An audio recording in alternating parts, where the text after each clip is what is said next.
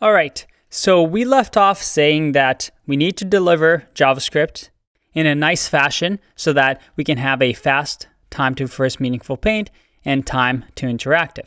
And we also talked about how we need to improve the execution of our JavaScript once it's on the page. To start off, we're going to focus on the beginning, how to deliver JavaScript files in the most efficient way possible. You see, modern websites ship a lot of JavaScript. It was common to bundle scripts into large files or a bundle.js file in HTTP 1 environments, kind of like this. We just had one massive JavaScript file that was created by combining all our smaller ones and sending it as soon as the user enters our website. And then this JavaScript file would also work on the About page if they go to the About page, or maybe the Contact page. Now, this was done because a large amount of requests were detrimental to your performance initially. However, as JavaScript lines increased, the files were becoming bigger and bigger and bigger.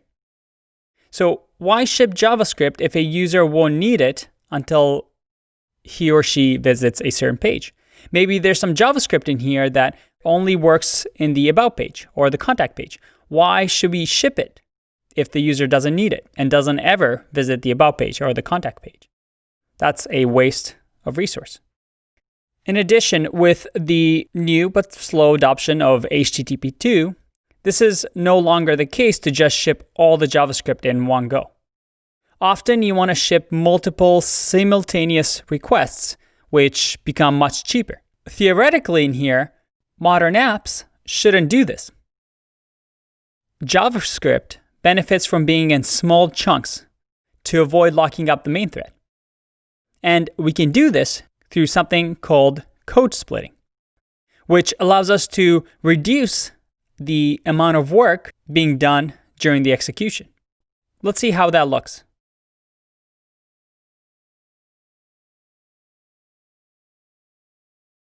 There you have it. We call this code splitting or progressive bootstrapping. We want to send down a minimally functional page composed of just HTML, JavaScript, and CSS needed for the current route, the homepage. And as more resources arrive, the app can lazy load or unlock more features. Maybe as a user clicks on the About page, it can load up the JavaScript file, or maybe once the homepage is all loaded up and the browser isn't doing much work, in the background, while the user is visiting the homepage, it can load up the About page JavaScript file. And by splitting these up to their each individual compartments, we give the browser less work to do. By the way, if you're wondering what this red JavaScript file means, well, this is usually a vendor JavaScript file. For example, if our web page uses React, well, we know that we need React on every single page. We can create this vendor file that also gets loaded, and these are all the files of our third-party scripts that our entire website or our entire app needs. And just a quick note on these third-party libraries that all of us use.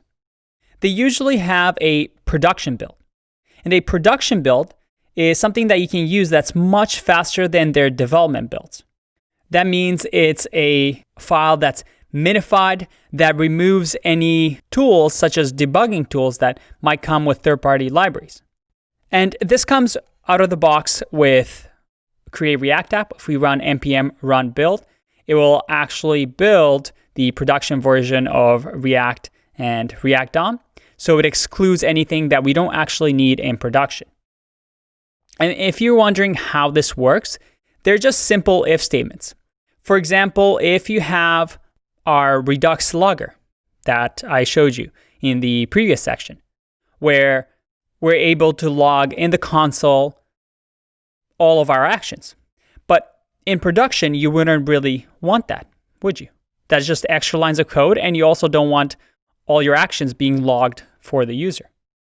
So instead, you'd say if the environment, so if this is the production build, then don't use the logger. If it's the development build, then use the logger. Just simple logics in JavaScript.